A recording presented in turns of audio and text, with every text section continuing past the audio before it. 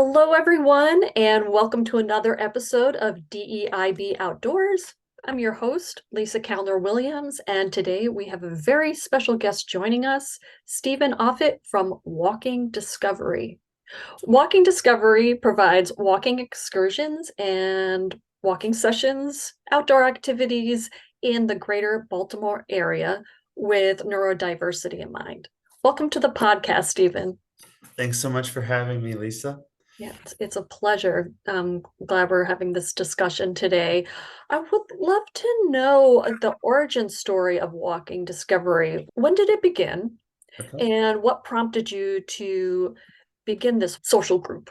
Walking Discovery officially began in 2017. I had been working as a direct support person for children and young adults for several years prior to coming up with Walking Discovery. And I got affiliated with a group in Baltimore called Itinerant Baltimore, which is a employment agency. My sister is also an occupational therapist, so I was kind of all surrounded in this world. My mother was also a special educator assistant. So from a young age, and just something I've always been interested in was helping people. I have ADHD myself, and I had trouble in school and had trouble maintaining friend groups and getting outside. So this is kind of just like a passion project, a combination of all the things that I've grown up with and felt like I wanted to put forth with my time and energy.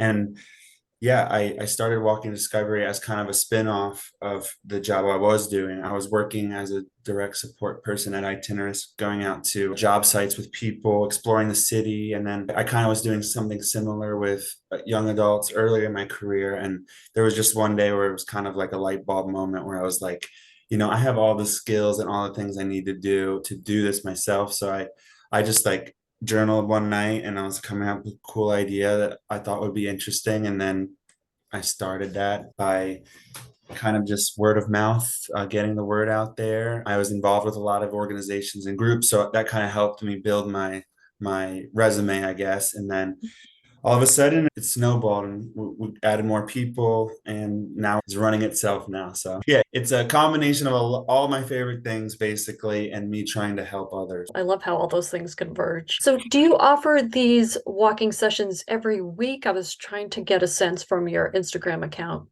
Yeah, we do about 5 sessions per week. Right now, we do Tuesdays, Wednesdays, Thursdays, Saturdays, and Sundays. And we just offer several hour sessions for people to meet up. And we always have different things and like ideas for each session. So during the week, it ranges from going on hikes to museum tours to meeting up for video games and board games over lunch. And then on the weekends, we tend to do more adventurous types of stuff like day trips out of the city, bigger hikes, amusement parks, stuff like that. I love the diversity of what, because there sounds like there's something for everyone. So someone can find if they just want to be with a board game, that's great. Yeah. They want to be outside, there's that option as well. Yeah. How long with those weekend hikes? I'm super interested. Is there like an average of miles that you all go? I tally up the miles every week. So depending on how much we go, in our emails, I always do a fun fact of how many miles we walked and how, we walked the distance of, from one end of New York to the other end of New York or something like that. Some weird statistic. I always go on Google and just find something weird. But no, we don't really have a step goal in mind. What I think is really a good part about the group is that we're not really a fitness centric group. Like we are an outdoor group. We do like to meet in public spaces, but we're not trying to push anybody to walk a certain amount of miles, or that's not really the goal. The goal is that we're using walking as like the medium for us to get around and explore, hence the name. So we're only as fast as our slowest person. And Mhm. we also try to do our best to with our staffing to accommodate for those. If people are walking slow, we have somebody who walks slow, and if people are walking fast, we have somebody who can be upfront with them. So it's exercise is a consequence of what we do, not the goal, not the main idea. That makes sense. Yeah, my very first interview here was with a group who used the same phrase here, that they're only as fast as their slowest walker as well. Yeah, there are so many benefits. I would just say there's mental fitness is a benefit of any of the activities you have throughout the week, just because they're interacting with other people and Mhm. having that social group that they might not have otherwise. But I totally hear what you're saying there.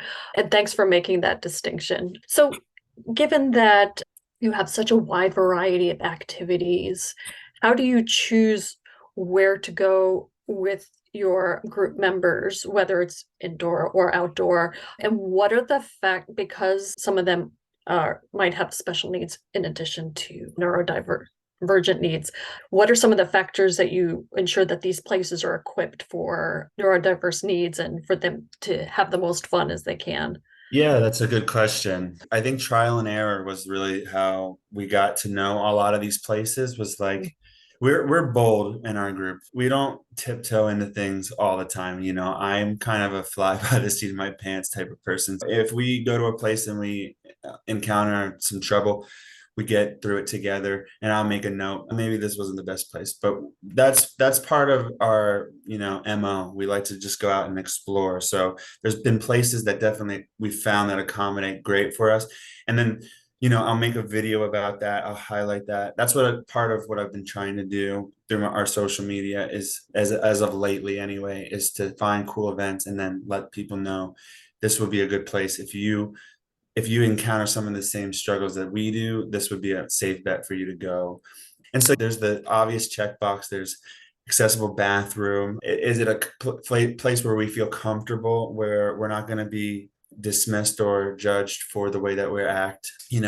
That's another thing that I really we try to push the limits. We try to push the boundaries of what's socially acceptable. We want to be organized and we want to have fun, but we also want to go to the places that are the cool hip places that aren't just, this is a recreational center for people with disabilities, and this is where we're going. No, we want to go to the cool restaurants. We want to go to the cool places. We want to be seen by people because we want to show people that neurodiversity and differences, we belong in these places. So yeah, I know I took the long way around that question, but we find the right places for us. We also try to test the limits of where we should be, or where the community thinks that we should be. Yeah, you didn't take long at all because that was almost my exact next question. Why is it important for neurodiverse folks to be seen in the outdoors? And you're like, because they're just like everybody else. I think So I think that's exactly something that has come up as I've gone on with the group. I realize that is part of why our group is the way we are, is that we accommodate for neurodiversity and we accommodate for disability, but I wouldn't consider our group a disability group or a special needs group or a neurodiversity only group. And I want to show people, and I want our group members to show people that we are cool, and you should be part of our group. That's the vibe I want to give off. I want to give off that we're fun and cool, and that anybody would be lucky to be part of this group. It's an opportunity to have fun. It's an opportunity to explore the city. And it's also an opportunity, if you're not outside of our bubble, to learn something and to be a part of things and to make friends who are not neurotypical or the same as all of your other friends. It's like a social platform.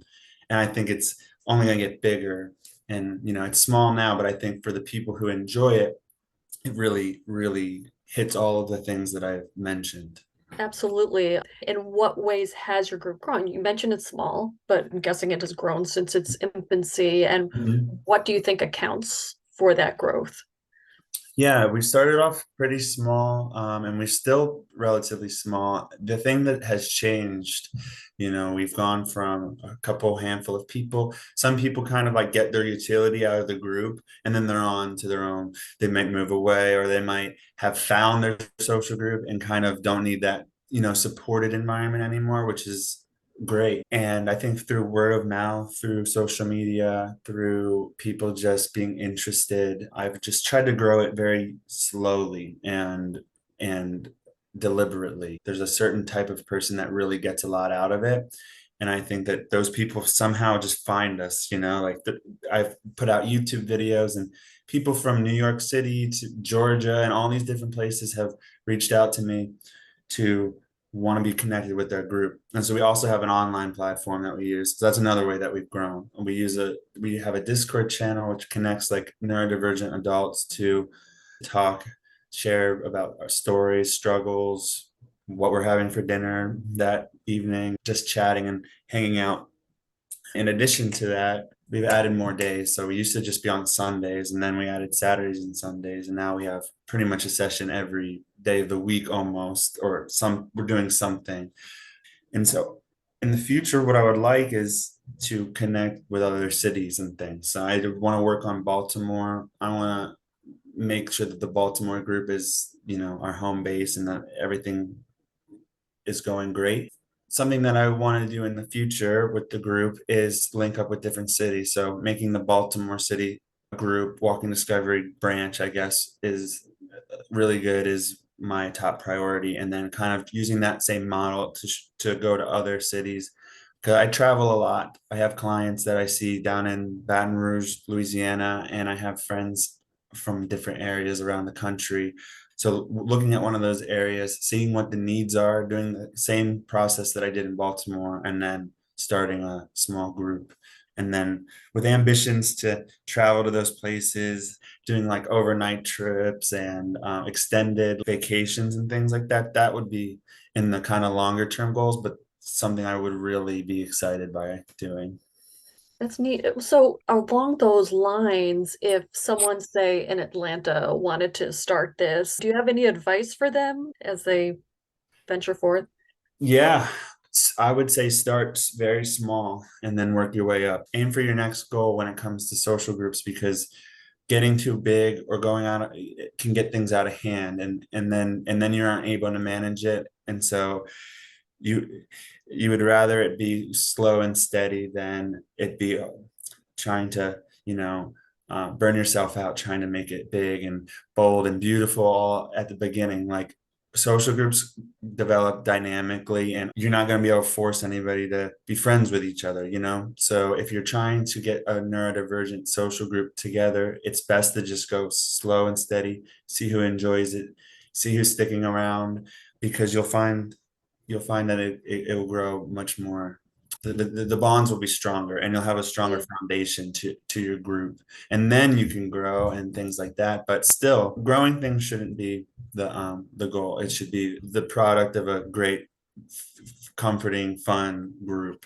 I'd also just say do your research, like talk to people, go to organizations and talk to them and see who's where and what's going on in the community. Talk to people that work for organizations and just see what the needs are. And then the other thing would just be just try to stay organized and stay repetitive with what you do, because especially for neurodivergent people, and I would include myself in that, the routine is so important, to have the routine of looking forward to something and not letting people down, because you can really throw somebody off if you have ADHD or you're autistic, or you depend on a schedule.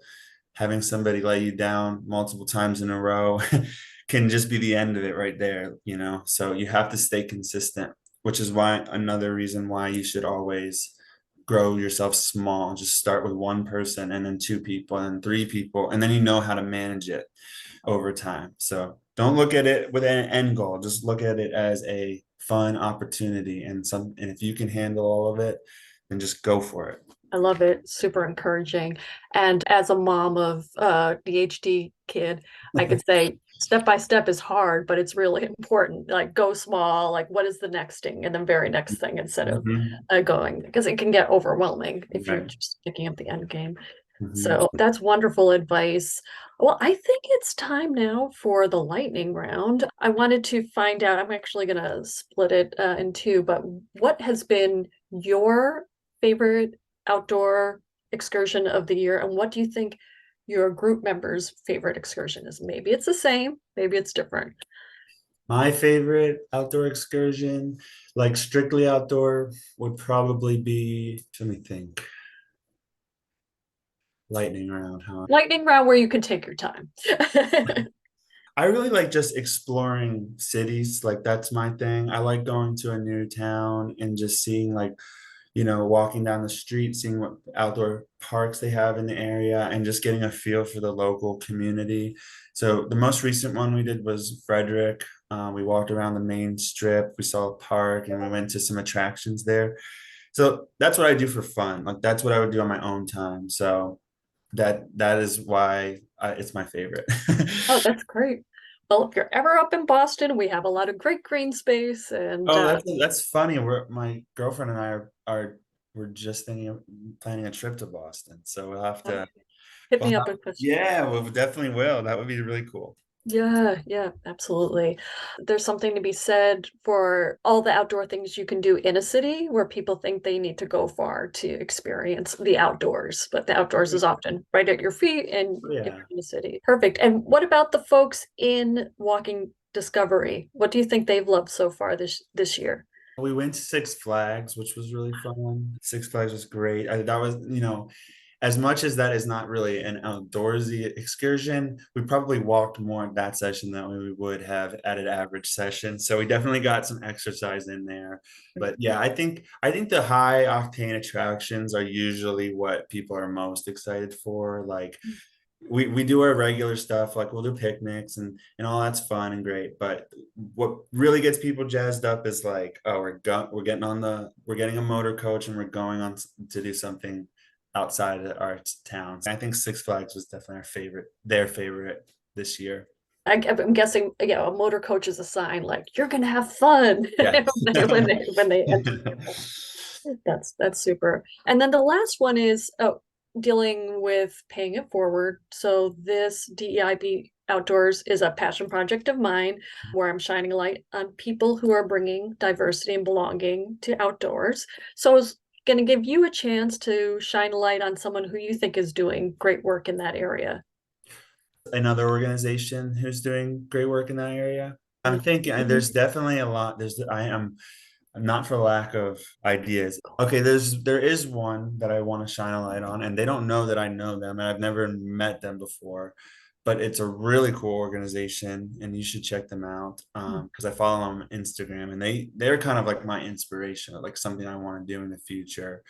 And they're called Trips Incorporated. I think they're based out of Seattle, and they're like Walking Discovery, but everything I described that I want to do in the future, like going on airplanes and traveling to far off locations like around the world, maybe going like hiking the Great Wall of China and things like that. But they're taking that to disabled populations, to neurodivergent populations, and they're really doing like their stuff looks so cool and so fun, and I would love to be a part of it. So that's one organization that definitely has inspired me, and I hope one day I will meet them and talk with them. Wow, that's great. I'm going to definitely look them up. I encourage everyone who's listening or watching to look for them as well. I'll add their info in the show notes. Trips Incorporated, yeah. And there's plenty of other places nearby, like in the local area that I could look up too, but that's the one that I followed since even before I started doing this work. Mm. Wow. Okay, I'm definitely going to start following them, see what they're up to. And because I want to give props to you as well. What is the best way folks to go to reach out and learn more? Sure. I think my email address for people who are actually interested in being part of the group, or learning more, my email address would be the best way to get in touch with me directly. If you want to know like, oh, what kind of fun stuff do we got going on, the email is where you would get the schedule and be able to sign up. But then on Instagram, you can see like that looks like. Perfect. Okay, I'll make that distinction when I write everything out. Okay. Stephen, thank you so much for telling everyone how you got started and all the great things you do with Walking Discovery. It sounds amazing. I feel like I need to now look if there's anything similar happening in Boston. And if I find it, I will definitely let you know because if you come up Thanks. this way, it would be a great connection to Oh make. yeah, great. It's amazing. And I wish you nothing but luck and success at a slow pace. And thank you so much for joining this episode. Thank you so much, Lisa. I really enjoyed talking with you. And if we make our way up to Boston, I'll definitely be sure to reach out to you so we can talk further about this stuff. Perfect. Thank you so much.